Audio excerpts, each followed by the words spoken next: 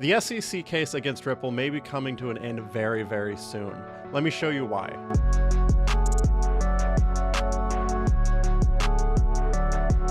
How's it going, everyone? My name is Jake with Trade Confident. Today, I'm going to be talking to you about the SEC case against Ripple. Ripple Labs lawyers have given a statement requesting summary judgment of the case against the SEC, showing that the SEC has not been able to prove on their end that Ripple had any wrongdoing. First, I want to talk to you about our membership. Now, we have big things coming that are going to drastically increase the value of this membership, and it's absolutely amazing as is. Let me show you what we've got. This is the Trade Confident Telegram here. This is actually free to access. Links are in the description, but in order to actually see the information, you can see here we just won an ADA scalping trade.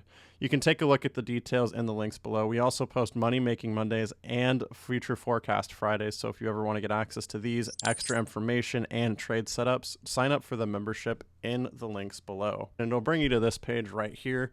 All you need to do is check out our scalping record. These are the trades that we've been actively making. We've actually just won a trade, as I said earlier. You can also watch our strategy video to learn exactly how we're trading, and you can grab a membership at this link. With that, let's continue on with the video. Ripple says SEC failed to show XRP sales are investment contracts. Ask court to grant summary judgment motion. This was posted yesterday, December 4th. In its reply in support of a motion of summary judgment, Ripple lawyers say that the SEC has failed to show that any offer or sale of XRP, much less every single one between 2013 and 2020, was an investment contract under federal securities laws. The SEC has, in any event, failed to carry its burden to each of the three Howey elements. On the first element, investment of money, the SEC concedes that billions of units of XRP distributed by defendants involved no investment of any money at all. Even for transactions that involved an exchange of money, the SEC has failed to show that purchasers invested that money in common enterprise as Howey requires, rather than simply buying an asset. The Howey test refers to a U.S. Supreme Court case for determining whether a transaction counts as an investment contract and therefore is subject to disclosure and registration requirements under the Securities Act of 1933 and Securities Exchange Act of 1934. One of the key elements of the Howey test is whether the transaction implies an expectation of profit from the work of others, which Ripple says the SEC has failed to prove is present in XRP purchases. On the final element, expectations of profits based solely on the efforts of others, the SEC cannot overcome two fundamental flaws. First, no reasonable expectation can exist absent of actual obligations undertaken by the promoter, and the SEC has pointed to none. The SEC claims at 3 that defendants made promises, but that an empty claim does not hold up. No evidence of any promise appears anywhere in the SEC's fact statements, and indeed, the only mention of promise that the SEC cites is a clear statement that Ripple was not making any. According to Ripple, the SEC cannot satisfy the Howey test and is therefore requesting a summary judgment in its favor. This is really big news. It sounds like XRP could be very close to winning this case. They have been in it for 2 years now, since 2020. It would be amazing and really bullish for XRP if they actually won. And it looks like with large support from the crypto community, they very well could, especially after failing the Howey test, which is meant to prove whether or not an asset is a security. In this case, it failed the Howey test, showing that XRP is in fact not a security, which was originally the reason why the SEC was suing Ripple Labs in the first place. With that, let's see how this news has affected the price of XRP. Right now, I'm looking at XRP USDT Ripple on the TC top and bottom finder metric, along with the TC market reversal metric down here. This chart was last updated today, December 5th. Now, with this news coming out, it's slightly bullish, but there just isn't very much trading volume in the market as a whole, so there wasn't much of an effect. You'll see on the 4-hour time frame when we switch over to TradingView how really little this price has been moving, honestly. We have seen 2 bullish daily candles, but very, very slightly. We are oscillating back and forth above and under the midline here. This blue midline indicates an uptrend or a downtrend, and because we are oscillating between up and down, we are actually just moving sideways. And again, this will become even more apparent on the 4-hour time frame.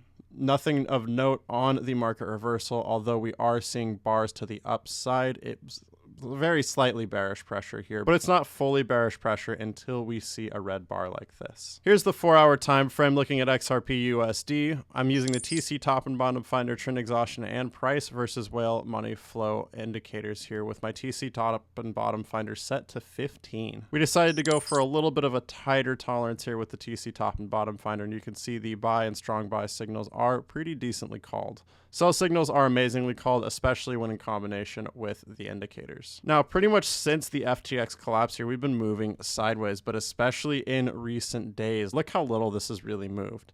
In my last XRP video, I provided a resistance point of 41 cents and a structure support of 37 cents, and we have not moved outside of that.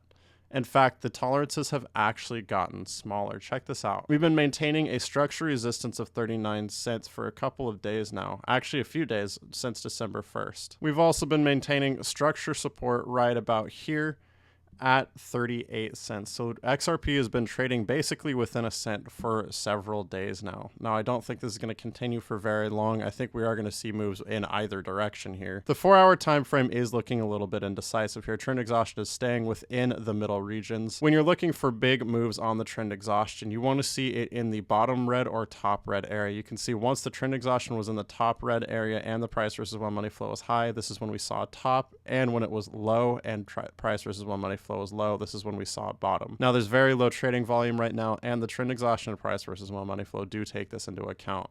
We actually got a decent buy signal here from the TC top and bottom finder as it aligned with the two other indicators. This is why we actually recommend using all three indicators here. Once you get confluence from all three, this is where you get the best possible signal here. You can see the trend exhaustion and the TC top and bottom finder. We're seeing selling pressure here. It expected bearish moves, but it wasn't until the price versus well money flow topped out that we actually saw the top of the market. Once you get confluence from all three indicators, this is when you're wanting to make your actions in the market. Let's get back to where we're going next, though, with price predictions. Trend exhaustion is in the middle. Price versus well money flow is in the middle. Let's take a look at the 1-day time frame and see what that says. All right, so we actually have divergence. On the trend exhaustion, we're in the kind of the middle lower territory, while the price versus well money flow is high and trending down. This just puts further indecision in the market, guys. This is a tough one to call. Generally, we have bullish pressure, assuming the SEC case comes out in favor of Ripple Labs. It could be quite a while before that happens, though, so we can't expect anything very big in the short term to happen. If you watched Travis's video recently, you know that we could be seeing a little bit of a move down, possibly to see the next and final bottom of the bear market. He is expecting a little bit of a move down, and I think this is going to pull the rest of the market with it. I tend to trust the price versus well money flow the most overall, and here's why. The price versus whale money flow tracks whale money in the market, and trends cannot continue without the support of whales. Whales are the one that make the market. If where their money goes is where the price is going to. Price versus whale money flow topped out recently and is trending down here, and because of that, I think it's more likely, along with the expectations of bearish pressure on Bitcoin and Ethereum, that we will move down. At the very least, we got to watch the 38-cent structure support, but I think the 37-cent structure support following that could be the next move over the next week or so. 37 cents here on the 4-hour time frame too. Again, first place to look is 38 cents. I think structure support at 37 cents is the biggest thing, though, within the next week or so. Now, this is a very tough one to call, and we will keep everyone updated because of this. This is a tough one to call, but the indicators really do help us out in this market. So if you want to get access to these, be sure to click the indicator link in the description, and it'll take you to this page right here. To get the best possible deal, you're going to want to grab our bundle pack first. This will give you the price versus well money flow and trend exhaustion indicators you saw me use in this video, along with the 7 other indicators in the bundle pack. It'll also come with a $400 off coupon for the TC top and bottom finder indicator here. Overall, if you buy the bundle pack first and use that coupon, this makes the total of all 11 trade confidence indicators lower than the price of just these 2 if purchased alone. No matter what you buy, though, it's lifetime access for a one-time payment, and you get full dedicated email support. So if you ever have any questions, be sure to email us at btradeconfident@gmail.com, and we'll be happy to help you out. Thanks so much for watching, guys. If you enjoyed this video, please like and subscribe for more crypto content, education, and analysis every single weekday. With that, trade safe, trade confident, and I'll see you in the next video.